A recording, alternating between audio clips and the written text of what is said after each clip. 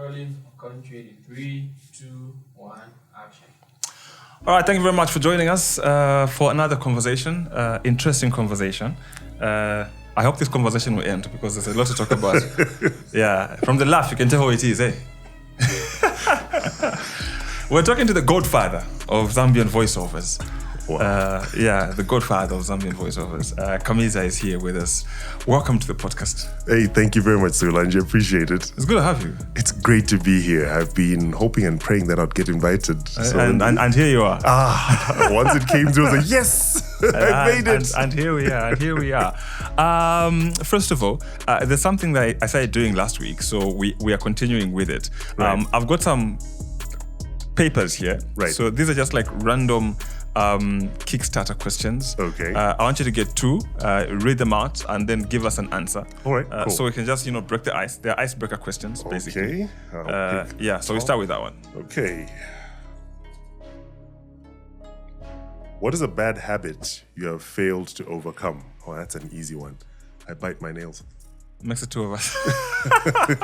I can't. I've tried everything. What is everything? I've tried putting stuff on there. Someone recommended some stuff from the pharmacy that they use for kids. So it makes your fingertips really bitter when you put it in your mouth. And started to enjoy the taste of the stuff as well. I've declared that a Number lost two? cause. Left or right? Okay, let's go right. Second question. If you had to describe yourself as an animal, what would it be and why? Elephant. I would describe myself as an elephant. Why is that? I take up quite a bit of real estate. Real estate. I'm considered quite harmless, which is nice. Okay. But on the other side, the flip side, sadly, is when there's a bit of a temper, but it's only when Mild. necessary. And you strike me as one of those people that don't easily get offended. No, I don't. I probably smile 80, 90% of the time. But it takes a lot to get me really angry. And it really requires someone doing something completely crazy and out of character to drive me over the top. Wow. Yeah. Let's start from the beginning. Childhood, where did you go to school? Where were you raised? Okay, I'm a Lusaka fellow through and through. Born and raised right here in Lusaka, UTH to be specific. 3rd of December 1975. And I've grown up in Lusaka pretty much all my life. I went to school at Nkwazi Primary School and then completed my secondary school at Livala High School. It was then Livala Boys. It's now a co-ed school. And thereafter, I went to the Zambian Institute of Management to study the Chartered Institute of Marketing, postgraduate diploma in marketing. That's basically my upbringing. All right. So Lusaka, like Lusaka based, never lived outside Lusaka? No, I've stayed out of Lusaka for short periods of time, a month at the most and all, but this is home. Lusaka has been home from the start to date, so I know pretty much every corner of Lusaka. How many languages can you speak? I comfortably speak English, Vemba, Chinyanja, and I also speak Chikunda, which is my native tongue. Yeah, I can tell it's native from the way you say Chikunda. Yeah. Chikunda.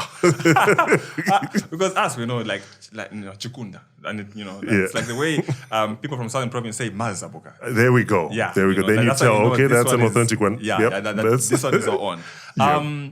So you are predominantly known for the voice, When do you realize you are the voice for radio, for voiceovers, for commercials? Interesting story behind that.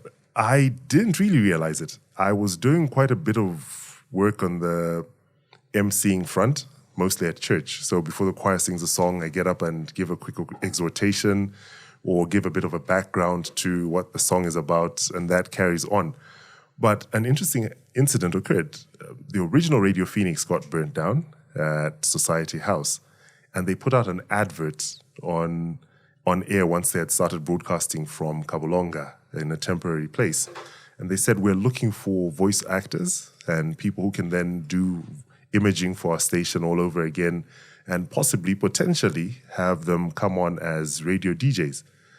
My then girlfriend, now wife, was told about this advert by her brother, who had heard it and said, a guy, voice broadcaster. Maybe he can go and try out. And so she told me about it, and I said, hey, it's worth a go. Went in there, took my CV. They did a quick audition and a test. And lo and behold, they called me back. And that was the beginning of the voice journey. All right. And then were you like a radio presenter or just go and do voices, come out? I started out as just the guy who went in, did voices, and came out. And I was that eager beaver who knew I won't have access to equipment. Things have changed now. We have access to lots of equipment. Back then, if you didn't find a studio, you couldn't get access to equipment. So for me, it was a learning experience. I had access to top quality studio quality mics, a sound engineer who knew exactly what to do with my voice. And so that was for me a learning experience. And I kept asking questions. And I was just glad to take on any script that was put in front of me. And there'll be days I'd go in there and there are 20 scripts and said, bring them over and I'll do them. And I happily went through that, churning through that and learning. And that was my learning experience as far as voice work goes. That experience was beneficial because I got to interact on a daily basis with Chilulemba, who is a man who needs no introduction as far as voiceover work goes. And so he would give me hints and tips about what to do and what not to do when I'm doing voiceover work.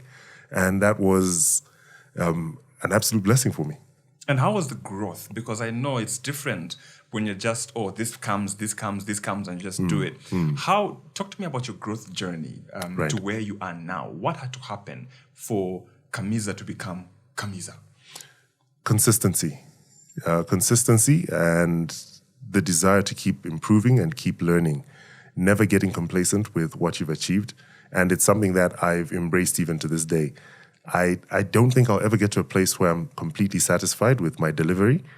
And I'm probably my own worst critic. There are times I'll do 4 or 5 takes and send them all to the client and say, I can't choose. I'm not too sure about the nuance you're looking for. And they're like, okay, we like all of them. They were fine. I mean, the first one was okay. And like, okay, if you insist. But just in case, hear the rest of them as well.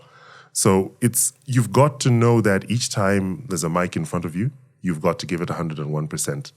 And only settle for someone saying, we like it, when you feel on the inside, okay, that's the best of my abilities that I've laid out on that take.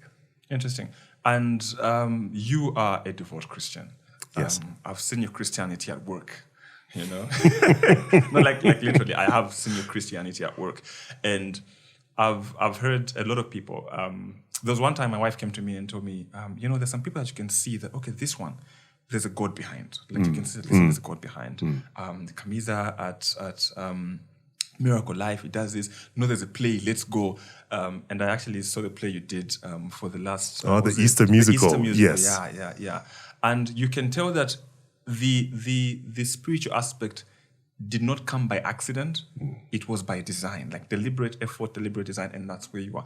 Talk to me about your journey in Christianity and what role do you feel it played in your success? And had it not been there, would this Kamiza be here? No, that's a very simple question to answer. Without my faith, this Kamiza would not exist. Any semblance of success that I have scored in this life has been because of God. The way he's opened up doors for me has led me to a place where I've had opportunities that I shouldn't ordinarily have access to. I got into emceeing on a regular basis because of what I spoke about earlier, the issue of being the person to exhort the congregation before the choir sings and all. And Bishop Joshua Banda says to me, my brother-in-law is looking for an MC at his wedding. Would you be so kind? And I'd never done a wedding before. And he says, no, I have absolute faith that you'll be able to do it. And I jumped in, and that was the beginning of the emceeing journey. Now, my Christian walk, I was raised in a home where mom, very devout Christian, dad, also extremely devout Christian. And all through life, they have always emphasized the fact that without Christ, you're lost. And they have been my bedrock and foundation. My dad is since deceased, but mom to this day loves God with all of her heart. I grew up watching her on Saturday mornings and afternoons disappearing from home and going to church to do work that nobody would know about. So you show up in church on a Sunday, but to your absolute surprise, there are flowers everywhere, and she had been there doing that, and nobody knew. As I grew a bit older, I would rather not sit at home, so I'd go with her. And so I've grown up always believing that your Christianity is a practical thing. If there's something you can do to help out the local church and to help out someone else, do it. And there's no such thing as a menial task in the Christianity that we portray. So I actually prefer behind the scenes work where nobody except me and God know what's going on, because there's work that's front and center. And by virtue of who I am, I've ended up standing on stages and holding a microphone and doing that kind of work. But I feel at my best when nobody knows what's going on. You know, those secret things that you do that nobody will ever know you did, that is fulfilling. You go home with a big smile on your face, and that keeps you afloat.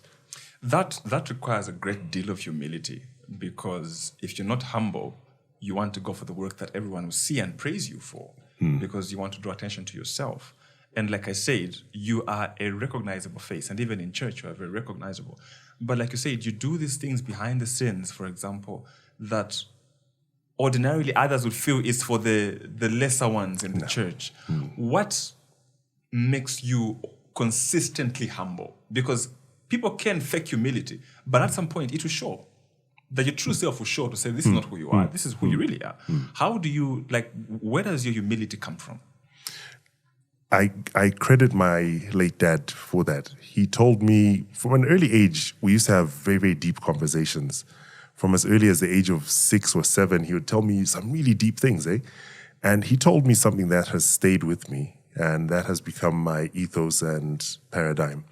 He said, every human being deserves to be respected until such a time that they do something that causes you to disrespect them. And so it doesn't matter if you're going to greet the gentleman who's opening the door or the gates at a place, greet them with dignity and respect, because see the human being beyond the title. The problem is you'll sort of ignore, we tend to walk around and you have this chip on your shoulder thinking, no, I have achieved a status. I can only greet a person who is my equal or someone above my status or my station in life with respect, and everybody else is beneath me. They're not worthwhile. I don't believe that. I will greet the person who's mopping the floor the same way as I will greet a dignitary who's next to me. Everybody deserves that dignity and respect that is due to them. Okay. Going back to your career, from the voiceovers at Radio Phoenix, obviously those were kind of like, because now I feel like you treat each job independently from the others. That time was just a bunch of them, read them and go home. How did you branch out of being just like an employee, for example, of a radio station, to being out on your own and being at the commercial level you are now? Right. So even my time at Radio Phoenix, I was a volunteer. I actually wasn't employed by them. And so when a voiceover came along, it was, some were paying, others were not. Others were for the station. So for me, I was just happy to have the opportunity. The big break showed up because of this willingness to do that work. I did a station liner for What the Papers Say. And someone heard that and approached me and said to me, hey, are you the person who did that liner? I said, yes, I am. And she says to me, there's a client who's asked for a voice, and I think you're the right voice. Are you willing to audition? And I said, hey, I'm happy to give it a go. I did this audition, and lo and behold, the client was happy with it. And that became my first properly paying job, where it's consistently commercial. And each script that comes along, you're smiling because you're like, yes, money in the bank. Yeah. And the blessing of it all is at the time, I still hadn't gotten into formal employment. I was looking for a job everywhere, but this kept me afloat for a couple of years. And that client was then the then Zamcell, which later evolved into Celtel and evolved into Zain, and is now, its most recent iteration is Airtel, yes. And so that work was done, and the lady who came through for me is none other than Irene Musonda, an absolute legend in the marketing space in Zambia. Okay. So you mentioned that you are basically doing the greater part of the work for free. My question now comes in terms of family and friends, because to many people, it doesn't make sense. Why are they using you? Why are they just wasting your time? Go look for a job somewhere. Yeah. How did you manage that? With great tears. Yeah, because it was getting awkward. I lived with my parents at the time. I obviously couldn't live on my own. I didn't have any finances to support a livelihood. And it would be very awkward to wake up in the morning and sort of scrounge for transport money. Dad, could I have some transport money? You know, you get looked at weird. Is it? Mwenda uchito sumufora. Looks you dead in the eye, and so you awkwardly accept whatever he gives you. But on other days, you just say to yourself, hang on, I can't keep asking. If I need to walk, I'll walk. And I'll get up early. And one thing I can still do is walk. It doesn't matter how far you ask me to go, I'll gladly walk. And I know shortcuts in Lusaka too. I know them really well because of that. So you'd get there and obviously have a little mileage remover, wipe down your shoes so that you look presentable when you get to the place you're going to, and get the job done.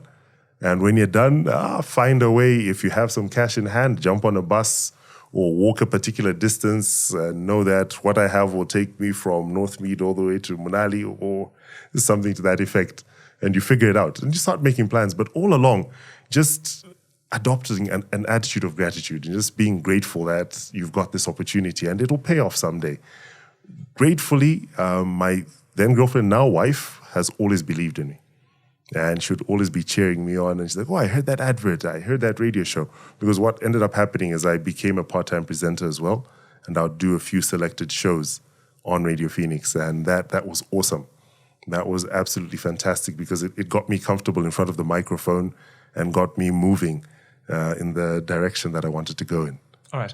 Earlier, we established the Christian values that you have, but then also I want us to focus on the actual, what are your personal values that you employ in your work, in your relationships, that keep you going?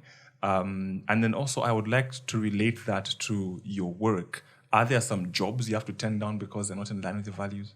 Yes, there are several jobs that I have turned down. They've come through and they haven't sat well. They have not sat well. They represent something that I do not believe in. And some have been very good paying jobs. We are told, oh, this is funded by so-and-so and so-and-so, and they're paying top dollar for this. You'll be paid good money. And you take a look at what you're being asked to read and you just say, I'm sorry, I can't do this. You may have to find another voice. But why? I said, no. If it doesn't represent what I believe in, I can't do it. I can't do it. So the one personal value that I put front and center is the value of hard work. If you're going to do something, no half measures.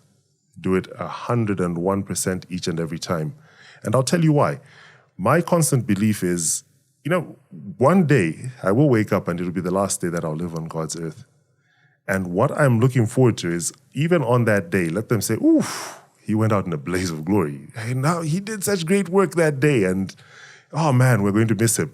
Shouldn't be, the guy, you could tell something was wrong. He wasn't himself, he was off, eh? So each and every opportunity, treat it with the respect that is due to it. I value hard work. I respect effort, sometimes even more than outcome. If I can see a person that I'm working with is putting in 100%, I'll accept that. I can live with that. What I never tolerate, even from myself, is half measures. And if I'm not going to be able to commit 100% to something, I don't do it. I walk away from it. I'm a bit obsessive. I won't even lie. Once I'm engaged in something, I'm very driven about it, and it consumes me. So I'm careful with what I commit myself to. There was a time I would burn out because I would constantly accept everything and be applying 100% to 10 different projects with no time to catch my breath and all. I'm older and wiser now, and there are times I just say, no, I'm not going to be able to give it 100. I can't do it. I'm sorry. Turn it down. Wow. And so the other thing I want to find out is run me through the structure of how you operate. Right. When organizations want to come to you, do they just call, hey, Kamiza, or do you have an agency? Do you have a management? Do you have because I've heard your voice on some big international brands, for example. That's right. On DSTV and That's right. the local ones. Like, do you have like an organization? Like, how does it work? Are you just a guy on the street, just, this side they're calling me, or maybe this side? No, not anymore. I used to be that guy where, as you know, as an entrepreneur, you do 99 jobs. But through a serious blessing, a divine intervention, I ended up with a manager on the local front who is my wife. So my wife is managing director of our firm, Fair Communications, and she handles all my management locally. I don't do any bookings. I don't handle any bookings on my own anymore. She is in charge of that, and she looks after that very, very well. Excuse me. She looks after that extremely well because she's on the business end, I'm on the creative end. And I just get told, oh, you have a booking tonight. It's a black tie event, so tuxedo, and be sure to give it 100%. They've sent you your briefing notes. Have a look at this. Get yourself engaged. Go out there and get them. And that means I don't have to do the issue of paperwork and chasing down payments and all. And it creates a good separation. On the international front, I'm represented by Intertalent. That is arguably the largest voice talent agency on the continent. They're based in South Africa. So for all my work that I do outside the borders of Zambia, they look after me. And so they'll send through a script and they'll tell me who I need to get in touch with the client and so forth. And we get the recording done, sent through to them. If they're happy with it, that gets approved and we move on to payment issues and so forth. For young people who want to, become, I'm told now they're called voicepreneurs or something. That's what they're called. For young people who, I feel like I've got a voice. I feel like, how do they enter this space? They have one advantage, and that advantage is there's lots of content online now to help a person become a better voice actor. In our day, you sort of learned from the people who had gone before you. You also learned from watching and observing and listening in carefully. But right now you can go online and there are bloggers galore who will write up stuff on what you should and should not do as a voice actor. Better still, you even get to see and listen to them because they do vlogs all over the place and they'll show you the nuance and the technique and what the methodology behind their successes and so forth. So it's a lot easier now. It's a tough business to break into, I won't lie. It's been consistently chipping away at it before it cracked open and I managed to get in and find myself in a space where I can safely say, okay, I'm a sought-after voice actor now. But you've got to be consistent with it. It's not an overnight success. If someone scores an overnight success, hey, God bless them. They are blessed beyond measure. But by and large, you have to prove your worth in the marketplace. And again, it's that consistency of delivery where people know, even if we call him at midnight and we're under pressure for an urgent delivery, he'll get out of bed and he'll get it done and he'll mix it down and send it to us and we'll be able to beat deadlines. Then you become a person they know, we can rely on this person. And you then attract a lot of favor because people know, oh, this guy drops everything to be able to deliver for us. So you're on standby almost 24/7. When I travel out of town, I have a mobile kit to allow me to be able to record. I've recorded in my car before. I've recorded in a closet covered with blankets before. But do whatever you need to do to be able to record. Some young people may, have the talent, but they choose to hold back because as far as they're concerned, you need connections to thrive as a voice artist. You need to know someone. You need to... How do I break into this space? I don't know anyone. I'm just a boy in Kalingalinga, for example, but I've got a very rich voice. Start going to advertising agencies and offering your services. Yeah. Be willing to do the work that nobody else wants to touch because it's low paying, for example, or sometimes pro bono. But the idea is to get that first voiceover out into public space. Once that starts to happen and then your voice is heard continuously, there's an opportunity that presents itself there. So, but you've got to be willing to pay the price. Understand that some of the jobs that you'll get will not be really great as far as payment goes. But if you go in it for the money and not the passion, then it might not be the place for you. Have you ever had imposter syndrome? To a degree. I won't even lie. There are times I've caught myself saying, you know what? This can't be real. Like, you know what? You don't deserve this. And then gratefully, I've had moments where I then sit down and just say, instead of going off and doubting yourself, can you go off and just say, thank you? I'm grateful that it's happening. I'm grateful that it's actually occurring in my life. Yeah, it's easy to fall into that space.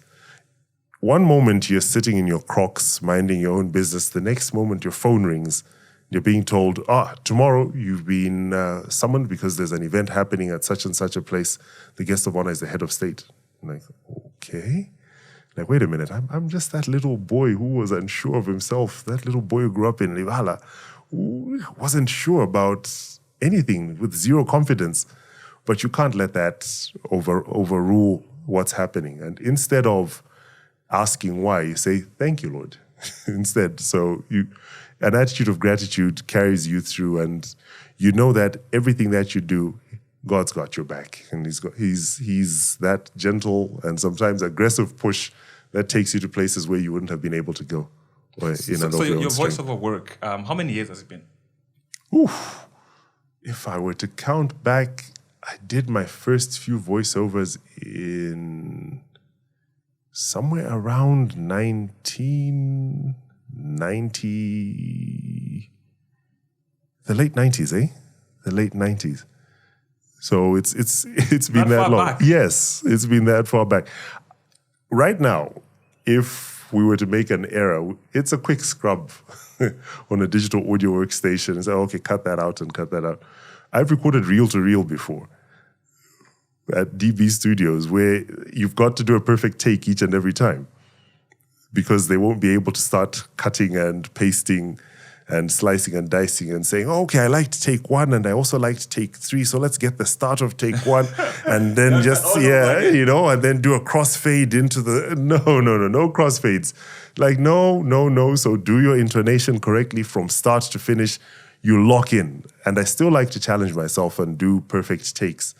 So the times my wife says, but you take so long. I said, no, I'm losing a skill that I had acquired. And that skill is doing a perfect take from start to finish and knowing that it's perfect. My breathing is on point. My intonation and diction is on point. The pace is just right. And you're timing it against video. So I've been at it for a while. You've been around for a long time. And the reason I asked that is because I wanted to establish what are some rookie mistakes, that you made, starting out, that as a professional now you go like, that can never happen. Rookie mistakes were trying to sound like somebody else. Trying really hard to say, okay, so that's the way voices are delivered. And that then creates this stiffness in your delivery, which doesn't allow you to be flexible and fluid. So realizing that you need to be flexible enough to be directed. Because if a director says to you, I want it chirpy, but I am a stiff and solid voice, I am an official voice, then you've got an issue. You say, no, I want happy. I want you to be giddy, almost laughing as you deliver this. Say, but I can't do that. So it's understanding that you need to be extremely malleable and not stayed in your ways. I only deliver voice in one particular way. So a professional voice actor, that's why the term is voice actor, is a person who literally, is fluid, fits the container that they're poured into. What did you wish you knew about the voice acting career way back? Like looking back, what did you wish you knew about it? I wish I knew that you only get your best work out when you're relaxed and you're engaged and fully locked in. I was extremely tense most times for fear of the voiceover being rejected. And that made me have to do several retakes to be able to deliver. But as with all things, practice makes improvement. And so constantly learning and constantly listening in. Late Zachariah Chavula was another person who was very, very critical of my voice. He says, you've got a great voice, but you don't know what to do with it. It's like you're sitting on gold and you're playing with it. It's like you just want to be this guy. No. Stop thinking like that. And he gave me a tip which changed everything. He said to me, stop thinking about a massive audience and start talking to one person. You're convincing one person. To quote his words, says, you're chuffing that one girl. And that lesson stuck. So suddenly, moving from being stiff and reading a shopping list to actually engaging and talking to a person where every listener starts to think, this guy's talking to me. He's actually addressing me. and not addressing the masses. Yeah. So that was a key one. Behind the voice actor, obviously, there's, Kamiza the man. And I've seen that you've got a lot of interest in issues that affect men. And I think Yes. I've seen you run around, for events for men at church. Yes. And yeah. Yes. What do you think are the real issues that men are dealing with, or the issues that they have to deal with, but they don't want to face them? It's this toxicity of men cannot show vulnerability and they cannot be weak. And I know where it comes from. It comes from the fact that men have had their fingers burnt before. I go to Sui and I'm like, hey, Sui, I've got an issue. And Sui, unfortunately, because he's also a man's man, says, simple issue. That's not even an issue to talk about. What that does to me is then it leaves me hanging and thinking, oh, so I can't talk about this. And then I start to fester on the inside and it starts to eat me up and I don't know where to go with this. So a lot of men are walking around wounded because they don't know where to take their issues. They don't know who is a safe person they can go to talk to about this. I mean, you can't go off and broadcast your issues to the world. That's not what I'm propagating. But what needs to happen is you need to have a safe place.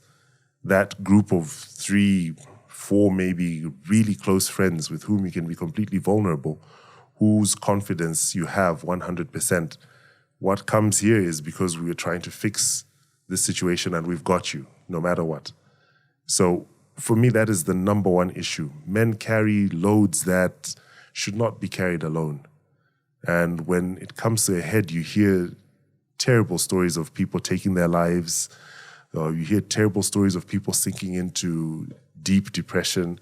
And you say, but he was such a happy guy. No, he wasn't. He was pretending to be happy because that's what society expects of him. Mamuna Nkulimba, Mamuna Samarira. And that's not the way it should be. We all need that safe place where we can go and just be ourselves, pour ourselves out and cry if we need to, but get it off of our chest and start finding solutions where a person says, okay, so this is our situation. How are we going to fix this? What do we need to do? What kind of father are you? Because I've seen your kids, I've seen pictures of your kids. What's your parenting style? It's an interesting one. I'm a teddy bear. Yeah, I'm a teddy bear, but I possess the look. You know the look. So the boundaries are drawn. My kids are free enough to talk to me about anything. They're very comfortable around me. They know I'm easy to talk to. I think they actually find me easier to talk to than their mom. They know their mom's a stickler for detail. My wife is very, very organized. I'm very, very haphazard, and I think the kids like that about me. So I'm that dad you can go to, but they know that there are boundaries that are drawn, and there are certain things that I will not tolerate from them, and they know. They actually know when I do speak and highlight something that I'm not happy about, they know, okay, angry dad has shown up. Let's calm down. Let's keep ourselves in check. And how are you raising your children, especially in the light of the toxicity that comes with social media? I think what I would count as a success is the openness with which we have conversations. We talk. So when they see something online, they'll ask me about it and say, hey, Dad, what do you think about this? I noticed so-and-so was saying it's okay for this and that to happen. They're talking about boyfriends over here, and I'm seeing pictures of so-and-so doing this and that. And we talk. And what I want is, I don't want to be hovering over them. I'd like for them to build their own character. And the one question they know I always ask is, what do you think? And they know that when that question is asked, I'm keenly looking for their opinion. And so, obviously, raising them in a Christian home, ensuring that they always have access to the Christian faith, and that is their basis. So, I mean, I look at it as the reality of our lives is that we're but custodians of these children. They're not our property. And as they grow older, I have 2 teenage daughters. One turned 19 just a couple of weeks ago, and the other is 15 now. And so I know for a fact that they're flying the coop. My firstborn has left home. She's in university now. And all you can do is raise them well enough and pray that what you've embedded in them as values will stick and they'll be able to face a really challenging world. It is challenging out there. It is extremely challenging, and it gets you thinking, oof, we thought we had it tough. No, our biggest issues were, where am I going to find bread? Their issues are much more complex. So you pray that you've done enough. And friendships. What kind of friendships do you have? Do you, based on your Christian nature, is it easy for you to have friends whose values resonate with yours? Yes, I have a very small clique of genuine friends, like people I can run to, people I can go to, and the one underlying factor is we share faith, because that is the basis of the friendships that we've built. In my friends that I went to college with are still friends to this day. We meet without exception every month, and we talk. And we hang out, we sit down, have a coffee, and just shoot the breeze and just talk about anything and everything. Our wives gratefully have bought into it, and they actually encourage us and even ask, aren't you going for your monthly meeting? Okay, cool. And so Friday evenings, once a month, are reserved for that. I have a very, very close and tight-knit group of friends. I value friendship greatly. I take friendship very seriously, and any person I call a friend, I'm willing to drop everything for, to be able to help them out when they're in need, because they've been there for me.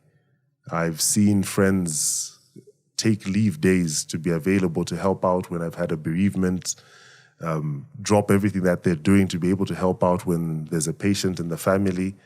And over time, the friends I've built up are not just friends, they're actually brothers. So they've got my back, and by default, I've got theirs as well. Do you ever suffer from like creative block? Like you feel like you're stuck? Because I feel like we are in an industry of ideas. Yes. Do you ever feel like they've run out?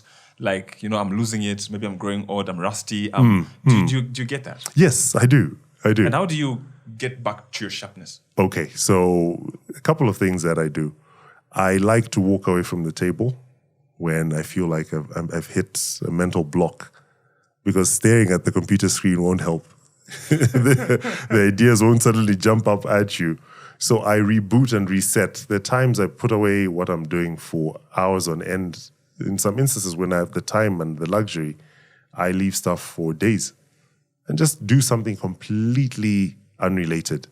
And it's in those moments when I'm rebooting and resetting that the ideas start to flow again and it gets unblocked. I take very long walks, 20K sometimes. Wow. Yeah, and just listening to music, and just alone time is something I value. It's a very, very useful tool for me. And also I've come to learn, I'm trying to reset myself and teach myself how to not be a pressure cooker champion. Because when there's no pressure, I can't deliver. I like to be in a place where I'm borderline tense to be able to then start churning out ideas. And that's when I'm at my best, when I know there's a deadline bearing down on me. But it doesn't help people, because the client will be worried that whether I'll be able to deliver on time. So over time, I've started to teach myself how to create that pressure and get the job done in ample time, so that everybody who's depending on me delivering doesn't end up in a bind. Great. And then also, the other thing I wanted to find out is, some people look at you and feel like, he's so successful. He just does voices. Is that the depth of your work? Like, do you just survive on just reading scripts? Like, his life is so easy. He just reads voices. No. I wish it was. I'd be happy to do that. If that was a sustainable model, that would be bliss. My wife likes to put it this way. She says, you get paid for showing that you're literate. Exactly. And people think that, No. It's a major component of the work I do. But I also MC events. And then there's the behind-the-scenes work where we churn out communications strategies and documents and press releases and pretty much any communications material that is required by our client to tell their story. And that is the behind the scenes work. So it's not just you and your wife, it's a whole team or something like We've that. got a whole team. You've got a whole team. We've got a whole team. How did you mentioned that you MC events, how did you survive COVID? Ooh, COVID was rough. COVID was a very rough time. Events were cancelled left, right, and center. The first 6 months of COVID were the worst 6 months of my career. It dried up. There was zero, absolutely nothing. And then, thank God, things changed and people realized they could do hybrid events when the lockdown sort of eased up. And so the need for MCs came back. We ended up in rooms where people were socially distanced and you have a microphone and you're running your moderation or emceeing, and then camera switches to the next person and that's being streamed live and so forth. So the need for the MC came back for hybrid events, and that was a huge sigh of relief because, my goodness, those were some rough days. What is the role of an MC at an event, especially corporate events? What makes a good MC? What makes people say, want to call back Kamiza? Is it the voice? What really makes a good MC? Like, why would they choose Kamiza and not Moses? What makes like an MC tick? Okay, an MC should be quick on their feet, able to think on the go without showing any sign of being flummoxed. If an event is going sideways, you should be able to pull it back and rein it in quickly without the audience knowing that things went south. So it's adaptability and capability to stay completely in control, even when everything is spinning out of control. The voice is a bonus. It doesn't matter what kind of a voice a person has. It's more your presence on stage and your ability to make your audience comfortable, to draw them in, to keep them calm and keep them composed. So everything that the MC does gets magnified within an audience. So if an MC steps up and he's looking panicked, everybody will be at attention thinking, okay, what's going on? No longer at ease because people are thinking, something's wrong here. So your ability to keep a poker face going, even when things are going badly, but only you and the event coordinator backstage know, okay, guys, stuff is going south. But your ability to change things on the go and be able to read the crowd and understand what will work to get them out of a slump, to keep them engaged right through. And this sounds counterintuitive, but less is more as an MC. The MC should not bring an energy that is contrary to what's going on with the event. So understand the event and embrace the sense of occasion of that particular event and match that, and you'll always be successful. So rather than go out there and say, this is my time to shine. Now, let me crack that joke that nobody has heard before. No. That's stand-up comedy you're doing. I'm not saying be stiff. There's situational humor. There are always situations that allow you to be able to say something humorous without going overboard and deliberately saying, so a guy walked into a bar and no. So the corporate event, nobody wants to be shown up. You don't want to go off and have the crowd giggling when a very serious speech is about to be delivered. So keep it within the bounds and the restraints of the parameters that you've been given for that particular event. If you stay there and you learn to read that, you can never go wrong. Tell me about a time when an event went south and you had to really come in and, steer it back on track. I won't mention the client, but something went terribly wrong backstage where something that should have happened didn't happen. And the speaker who was on stage in readiness for me to go back on and then introduce this next action which needed to happen, completed a speech. And I'm asking backstage, are we ready? They said no. So jumped onto stage and I needed to do a 5-minute waffle. There was a waffling for 5 minutes and keeping things going. And that's where now paying attention to what has been said was very necessary. And to save the day, ended up doing a spot quiz. And they said, okay, there's a spot quiz that we're going to run here very quickly. Just going to ask any member of the audience to tell us a couple of points from the speeches that were made. And all the while they're trying to do this fix backstage. And technical glitches happen. But this one was purely because they hadn't tested what they needed to do prior. And it would have been extremely embarrassing to say, no, well, we're supposed to have, but hey, not my problem. That's a sure way to never get hired again. That adage, the show must go on. That has to be literally every MC's motto. Yeah, I know you mentioned earlier that the late Zach did give you some pointers about how to get better. But what other advice have you gotten along the way that really keeps you afloat, that keeps you growing, that, you know, is really propelling you forward? What advice did you get in the past that you just stuck with?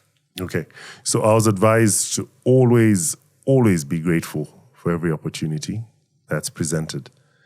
Whether you're doing pro bono work, whether you're doing work discounted, never let that be the basis of what you bring to the table. So every single opportunity that you've got, treat it like it's your last one. That advice has stuck from day one, and I have adopted it as my own, and I've embraced it fully. So that's the one piece of advice I would also share freely with everybody who's watching. If you're going to give it 101% each and every time, you'll never have to worry about what people think, because it will come through that, hey, this guy was really committed to this. Your commitment shows. You can't fake it. Yeah. So that's why I said, if you're not feeling the vibe of the event or whatever's going down, don't do it. Don't do it. If you're not going to give 101%, don't do it. Just say no. So, 1st of December, someone calls you, you know them, help us MC this event, pro bono, you agree. 1st December. 2 days down the line, huge organization calls.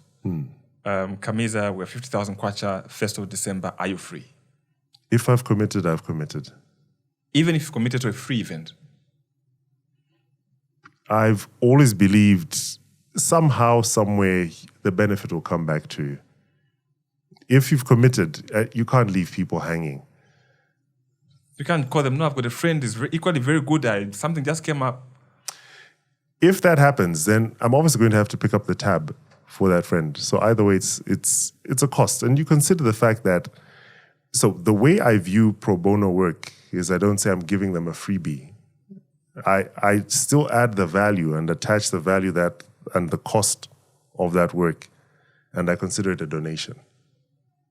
So I'm donating my service to you. This would have cost you X amount, but I'm giving it to you as a donation. So understand that you've just received a donation of this amount of money for my service.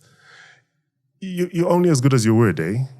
You're only as good as your word. You can't leave people hanging and leave them on a lurch because they're, ooh, payday. It's tricky. So once my calendar is locked in and I've committed to something, I will show up. How, what's what I'm looking for? How profitable would you describe emceeing and voiceover work for young people that would like to go into it? How profitable is it? Or how lucrative is it? It is lucrative, but you earn your stripes for you to be able to get the gigs that pay well and have you smiling and going home and like, oh, okay, that was a good day's work. It won't start like that. You've got to do entry-level work to be able to break in. But over time, your reputation precedes you and you end up in a space where people know exactly what they're going to get when they call you. And that becomes your trademark and your calling card.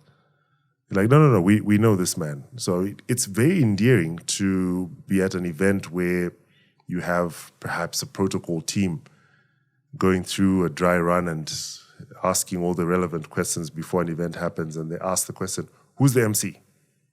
And the event coordinator says, oh, it's Kamizas. We know him. Okay, moving on.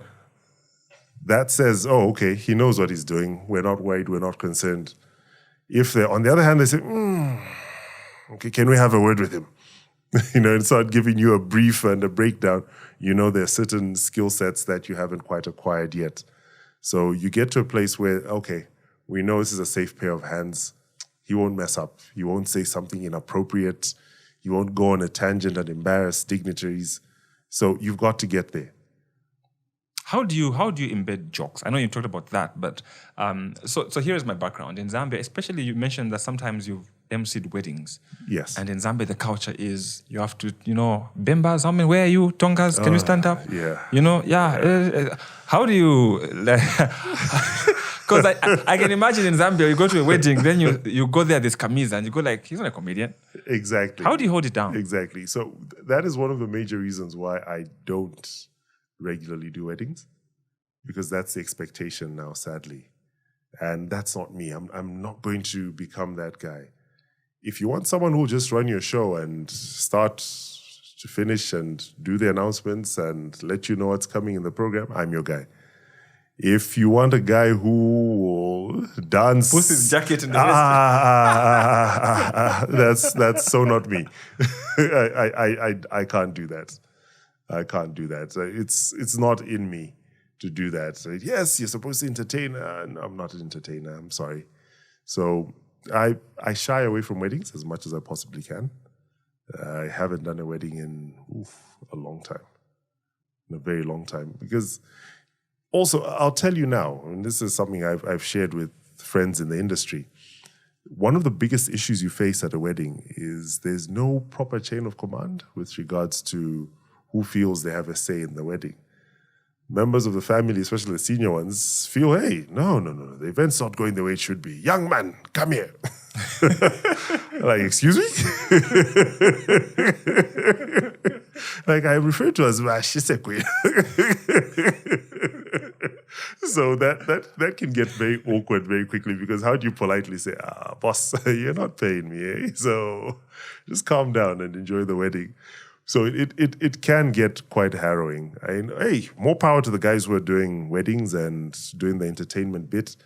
And it looks like that's what's been adopted as the trend. So long may it continue. But I actually prefer a more steady pace and a more corporate type setting. How do you count success in your field?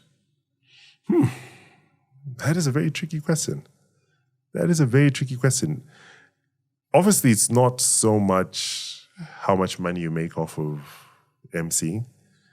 Some people might measure it that way. I think every MC has their own KPIs, and they look back and say, yes. I did well because I made X amount last year. For me, it's the quality and caliber of events. If I know I can be called upon to do a state function, for example, I count that a real honor and privilege. I'm like, wow, I'm being of service to my country. I'm doing a job that a very elite few get the opportunity to do. And I don't take that lightly. So for me, success is walking out of an event, and I'm big on feedback. I'm very big on feedback. When I do an event, I must go to the person who hired me and ask them, boss, are you happy? And if the answer is no, we could have done better here and there, I take that on board and I own it. And I say, okay, constructive, let's fix it. For me, success is when the client says, we made the right choice. Yeah, no, you're the guy. Job well done. Thank you very much. You did a great job out there. I go home happy. I have never seen you as a guest at an event. That is the weirdest thing. I don't get invited, eh? Maybe they don't invite you because they're afraid people will mistake you for the MC. That is a given, eh? You know that thing where you're a guest, someone comes and says, no, who can I see for? No, I'm just a guest. The other question I want to ask you is, I don't know on how comfortable you are with this, but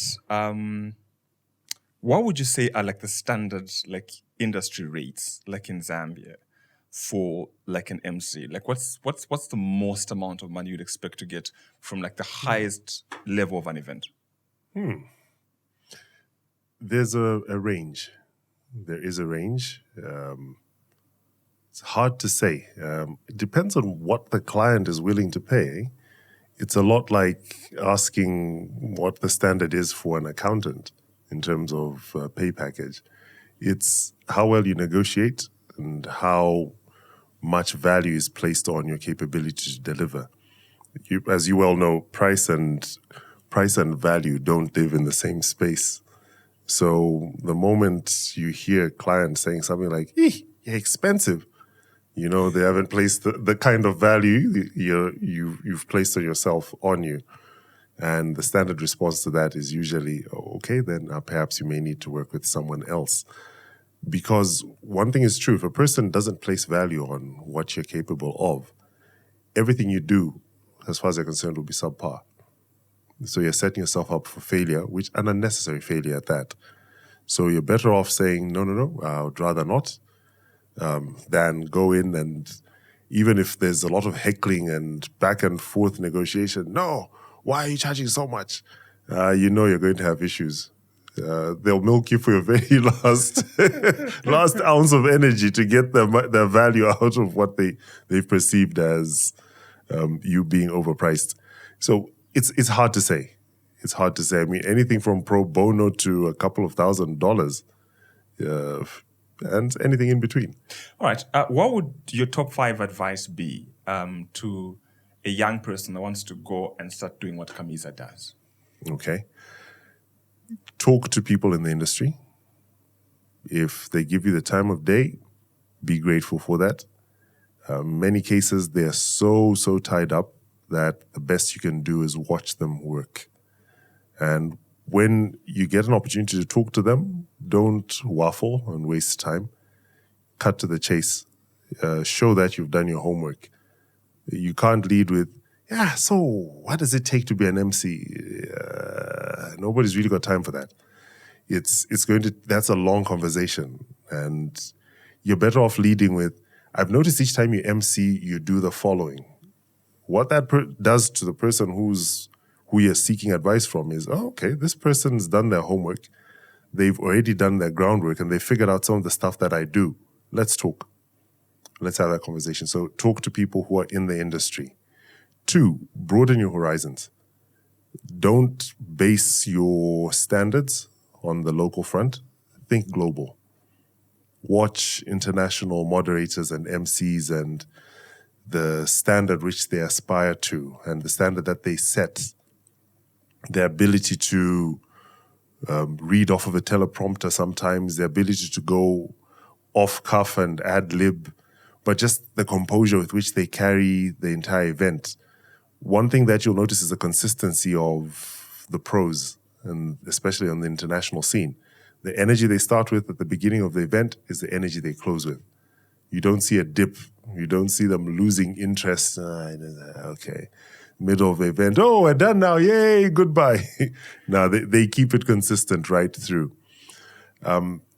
Number 3, I would recommend that you attend events and start being a critic. And by a critic, I'm not saying go off and start looking for all the wrong. Look for the good and the bad. Understand and start to operate in a realm where now your eyes are open and you're not just sitting in the audience waiting for the next item to happen. Sit in the audience and watch. Understand what's going on. Look around the room and be fully present. Get a sense of, those are the cues they're giving each other. I see someone signal to him. It looks like time's run out over here. See how the MC deals with that. See how the MC handles that. Start to figure out what happens behind the scenes. It will help. Practice, practice, and practice. That's number 4. So start to get yourself into places where you start to hone your skill. I spoke about church earlier. That was a place where I constantly, pretty much every Sunday, had an opportunity to talk, an opportunity to hold a microphone, an opportunity to project. Get into a space where you understand what your audience requires of you and meet that expectation that the audience has placed on you. But without just being happy at meeting it, aim to surpass it and outdo what the audience expects of you. Number 5, which I should have led with as number 1, but is key and critical, pray, pray, and pray. I can never overemphasize the need for your faith to carry you through. All that I'm grateful is based on the faith that I have in God. Do you feel an individual can get the same level of blessings if they pray on their own as compared to those who go to church every Sunday religiously? Going to church is actually, let me flip that and say, if you go to church purely for what you can get out of it, then you've got it all wrong. Us going to church should always be a part of us bringing supply as a part of the joint, a part of an organism. It's how can I be a blessing to others? In being a blessing to others, you get blessed too. It's a principle that can't be broken. While you're busy doing stuff and helping out, someone's also looking after some of the things that you don't even see and don't even understand. People sometimes misinterpret. There's a scripture, and the scripture says, "They that wait upon the Lord shall renew their strength. They shall mount up with wings as eagles. They shall run, not faint. They shall walk and not grow weary." The waiting in that isn't sitting around and like twiddling thumbs. I like to think of it as waiting. You are a waiter in God's house. What are you doing? I think it's a fallacy to claim... I get that one. Yeah. See what I did there? There's a fallacy in thinking I can be fantastic out there doing what I do, but you're seeing things crumble in your local church, and you can easily add a bit, just that little bit of extra help to the team that does it to bring it up to speed. I think it's a disgrace if you're a top accountant and the numbers are in shambles at your local church. That shouldn't be the case. What are you known for out there that you can bring to church and add as a blessing and a supply? Great. Thank you very much, Kamiza, for the time. I want to abuse you a little bit. Oh dear. I want to Now we're in trouble. I want to appeal to the Christian in you. I see a setup a mile away. Okay, what do you want? So we're trying to do like an opener for the podcast. Right. So I've got like 3 lines. I want you to read out for us. I got you. Yeah. So that's the script. So guys, we're now in a recording studio. So those are the 3 lines. Okay. It's a slow, chewed, script. Okay. By the Godfather himself. And we got you. Okay. It's time for the big conversations, telling stories of movers and shakers, of industry giants and daring professionals.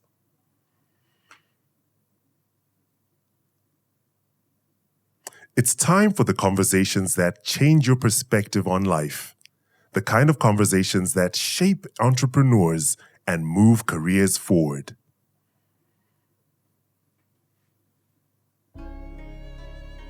If you don't know where these conversations are found, we are sending you a GPS. But if you're listening to this voice right now, you are here.